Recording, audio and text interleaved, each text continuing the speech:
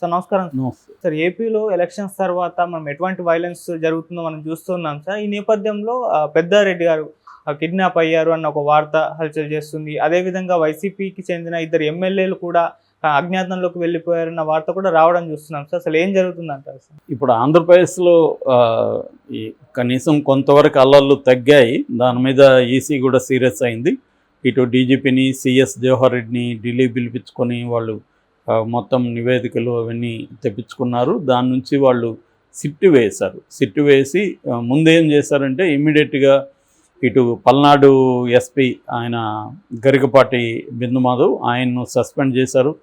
ఆ తర్వాత అనంతపురం ఎస్పీ అమిత్ బర్దర్ వీళ్ళిద్దరిని సస్పెండ్ చేశారు. తిరుపతి ఎస్పీని, తర్వాత పల్నాడు కలెక్టర్ శివశంకర్ వీళ్ళిద్దరినేమో ట్రాన్స్ఫర్ చేశారు. అట్లాగే ఇంకొంతమందిని కూడా సస్పెండ్ చేశారు. సో యాక్చువల్గా ఇది జరగడానికి కారణం అందరూ కూడా ఇప్పుడు చెప్తున్నది ఏంటంటే ఈవెన్ సిఎస్ డీజీపీ కానీ వైసీపీ వాళ్ళు కానీ చెప్తున్నారు. ప్రధానంగా ఈసీ ఎవరినైతే నియమించిందో పోలీస్ ఆఫీసర్ కొత్తగా వాళ్ళ వల్లే ఈ జరిగింది. ఎందుకంటే వాళ్ళు ఇన్ఎఫిషియన్సీ ఒకటి, రెండోది కొంతమంది ఏమో తెలుగుదేశాన్ని సపోర్ట్ చేయడం, కొంతమంది ఏమో వైసీపీకి. ఫర్ ఎగ్జాంపుల్ ఇప్పుడు తిరుపతిలో క్లియర్గా వైసీపీకి సపోర్ట్ చేస్తున్నాడు రమాకాంత్. అట్లాగే ఇక్కడ పల్నాడులో కానీ అనంతపూర్లో కానీ వైసీపీ యాంటీగా తెలుగుదేశానికి. ఇక్కడేమో గరికపాటి బిందుమాధవ్ అని ఏఎస్పీగా ఉండే ఎస్పీగా వచ్చాడు పల్నాడు. అక్కడేమో అమిత్ బర్దర్, సో డిఎస్పీ కూడా. సో క్లియర్గా ఈ రెండు చోట్ల మాత్రం తెలుగుదేశానికి సపోర్ట్ చేసినట్టుగా మనకు అర్థమవుతుంది. తిరుపతిలో మాత్రం వైసీపీకి సపోర్ట్ చేసినట్టుగా అర్థమవుతుంది. సో అందుకనే ఇప్పుడు కొత్తగా ఫుటేజ్ బయట వచ్చింది. పెద్దారెడ్డి ఇంట్లోకి పోలీసులు వెళ్ళి దాడి చేసి అక్కడ బయట పడుకున్న అనుచరులందరినీ తీవ్రంగా కొట్టి పెద్దారెడ్డిని కిడ్నాప్ చేసి తీసుకెళ్లారు అనేది ఇప్పుడు ఆరోపణ. ఆ ఫుటేజ్ అయితే కనిపిస్తూ ఉంది. అందులో పోలీసులు వెళ్ళడం అవన్నీ కనిపిస్తుంది. ఆ సీసీటీవీలో కూడా ఒక కానిస్టేబుల్ కొడుతున్నాడు కర్ర తీసుకొని. అంటే క్లియర్గా వాళ్ళు సీసీటీవీ లేకుండా అక్కడ ఏం చేయడానికి వెళ్ళారు పోలీసులు. మామూలుగా పోలీసులే సీసీటీవీలను పెట్టుకోమని అందరికీ చెప్తారు. అలాంటి వాళ్ళే సీసీటీవీలను ఎందుకు కొడుతున్నారు అంటే ఎవరు చూడకుండా వాళ్ళు ఏదో యాంటీ లీగల్ కార్యక్రమం చేయడానికే కదా. సో క్లియర్గా అది అర్థమవుతుంది. సో ఇప్పుడు ఆ ఫుటేజ్ లిగైంది. పెద్దారెడ్డి ఏమయ్యాడన్న భయాందోళన కూడా వాళ్ళ అనుచరులు, ఫ్యామిలీ మెంబర్స్లో నెలకొన్నాయి. పోలీసులు అరెస్ట్ చేసి ఉంటే కోర్టుకు పెట్టాలి, అదేమీ చేయలేదు, వాళ్ళ అధీనంలో ఎక్కడో పెట్టుకున్నారనేది చెప్తున్నారు. సో అదొక మేజర్గా అదొక జరుగుతుంది. ఇటువైపు ప్రభాకర్ రెడ్డికి కూడా బాష్పవాయులు, టీర్ గ్యాస్ పీల్చుకొని లంగ్స్ ప్రాబ్లం అని ఇక్కడ సికింద్రాబాద్ హాస్పిటల్లో చేర్పించారు. ఆయన అవన్నీ నయం చేసుకుని మళ్ళీ వాళ్ళు వెళ్ళిపోయారని చెప్తున్నారు. సో ప్రభాకర్ రెడ్డి వాళ్ళేమో ఇంట్లో ఉన్నారు, కేతిరెడ్డి పెద్దారెడ్డి ఏమో బయటికి వెళ్ళిపోయి వీళ్ళు పోలీసులు తీసుకెళ్లారు. వాళ్ళ అంచులందరినీ కొట్టి అరెస్టులు చేసి వాళ్ళని అతి దారుణంగా హింసించారనేది ప్రధానమైన ఆరోపణ. అదే రకమైన ఆరోపణ పల్నాడులో కూడా జరుగుతుంది. పల్నాడులో ఏమో గురిజాల్లో ఫర్ ఎగ్జాంపుల్ తెలుగుదేశం కేడర్నంతా తీసుకెళ్ళి చిత్రహింసలు పెట్టారు పోలీసు అని వాళ్ళు ఆరోపిస్తున్నారు. జడ్జితో కూడా చెప్పారు, మాకు విపరీతంగా కొట్టారు, నడవలేకుండా ఉన్నాము అని జడ్జితో కూడా వాళ్ళు పల్నాడు పోలీసుల మీద చెప్పారు. సో క్లియర్గా ఇప్పుడు ఏంటంటే ఒక ప్రెజర్ పోలీసుల మీద కూడా వచ్చింది. ప్రెజర్ వచ్చినప్పుడు పోలీసులు ఏం చేస్తారంటే ఆ కోపాన్నంతా ఎవరు దొరికితే వాళ్ళ మీద చూపిస్తారు. వాళ్ళని మామూలుగానే పోలీసులు అంటేనే కొడతారు, మనం నడివీధిలోనే కొడతా ఉన్నారు. ఇంకా వాళ్ళు లాకప్లో ఉంటే ఇట్లాంటి సమయంలో కొడితే కూడా వాళ్ళని ఎవరు అడగరుగా, ఎందుకంటే కరెక్ట్గా డీల్ చేయలేదనే కదా వాళ్ళని విమర్శ. కాబట్టి విపరీతంగా కొట్టడం అనేది ఇప్పుడు జరుగుతుంది. ఇక్కడ ఎవరు కూడా ఇప్పుడు తెలుగుదేశం తన వాళ్ళని కొట్టినప్పుడు మాత్రమే మీడియా కానీ తెలుగుదేశం మాట్లాడుతుంది. వైసీపీ వాళ్ళని కొడితే వీళ్ళు మాట్లాడరు, వీళ్ళని కొట్టినప్పుడు వైసీపీ మాట్లాడదు. సో ఇలాగా విడిపోయినప్పుడు అందుకనే ఇట్లాంటి చోట్ల పౌరకుల సంఘాలు లాంటివి ఉండాలి. ఒకప్పుడు బాగా యాక్టివ్గా పనిచేసినప్పుడు వాళ్ళు ఎవరిని కొడుతున్నా కూడా పోలీస్ వైలెన్స్కి యాంటీగా పౌరకుల సంఘం నోరు తెరిచేది. ఇవాళ అది లేనప్పుడు ఏమవుతుంది, వీళ్ళని కొడితే వాళ్ళు అనరు, వాళ్ళని కొడితే వీళ్ళు అనరు. సో ఇలాగా అయిపోయిందనమాట. సో ఈ కాంటెక్స్ట్లో పిన్నెల్లి బ్రదర్స్ అజ్ఞాతంలోకి వెళ్ళారన్న వార్త నిన్న మొన్నంతా వైరల్ అయింది. మాచర్ల ఎమ్మెల్యే పిన్నెల్లి రామకృష్ణారెడ్డి వాళ్ళ తమ్ముడు వెంకటరామరెడ్డి ఇద్దరు గోడ దూకి పారిపోయారు. యాక్చువల్గా వాళ్ళిద్దరు కూడా హౌస్ అరెస్ట్లో ఉన్నారు.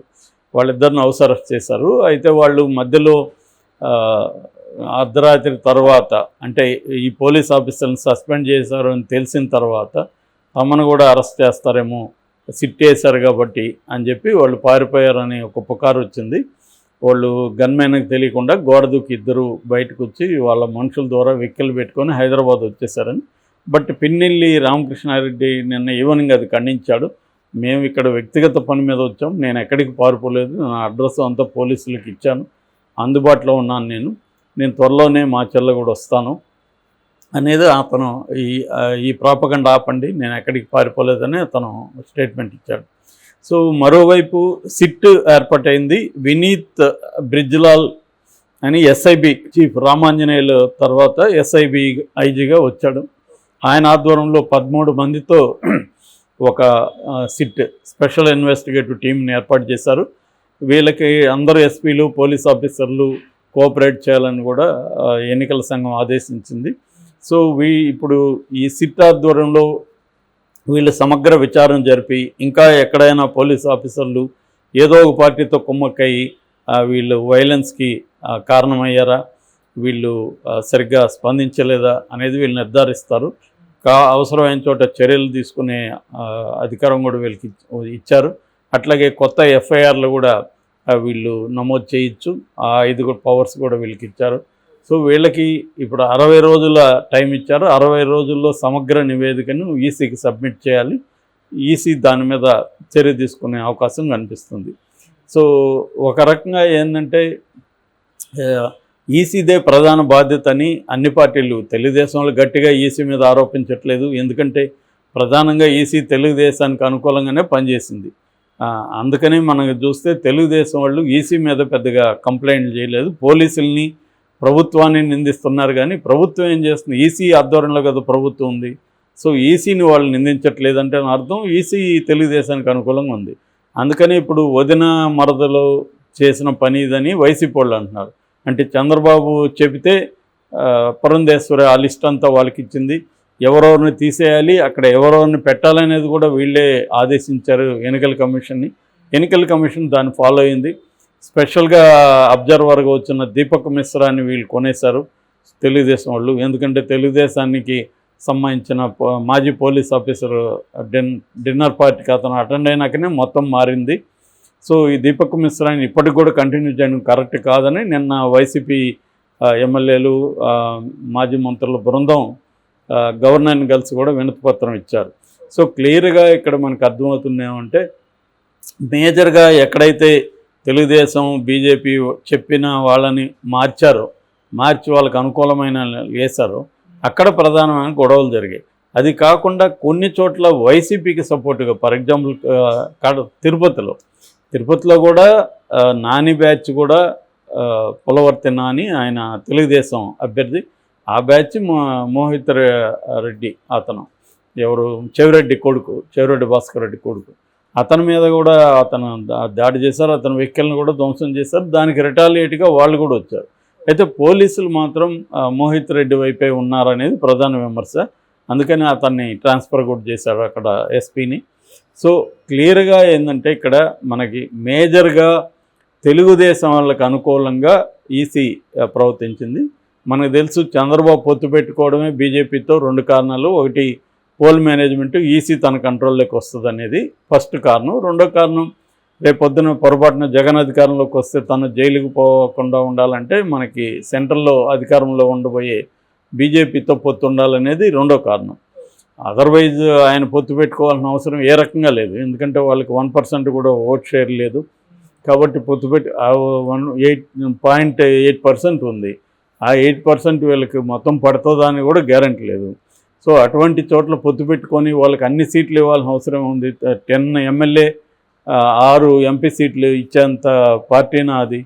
సో క్లియర్గా ఈ 2 కారణాలతో పెట్టుకున్నాడు. అందువల్ల ఆయన కొంత వర్కౌట్ అయింది. చంద్రబాబు ఆ రకంగా పనిచేసింది ఆయన బ్రెయిన్. సో దానికి తగినట్టుగా ఆయన స్ట్రాటజీలు తనకు అనుకూలంగా పనిచేసాయని చెప్పొచ్చు. మనం ఎవరు ఎక్కువ బాధపడుతున్నారో చూస్తేనే అర్థమవుతుంది. వైసీపీ వాళ్ళు ఎక్కువ బాధపడుతూ ఉన్నారు కనబడుతుంది, ఇటుపక్క ఏమీ అంత లేదు. సో దానిపై ఇటుపక్క ఇప్పటికి కూడా చంద్రబాబే ఆదేశిస్తూ ఉన్నాడు. ఎలా పనిచేయాలి ఈసీ, ఎలా గవర్నర్ పనిచేయాలని చంద్రబాబు కమాండ్ చేస్తున్నాడు. దాన్ని బట్టి వైసీపీ వాళ్ళు ఎక్కువ బాధితులుగా మనకు కనబడుతుంది.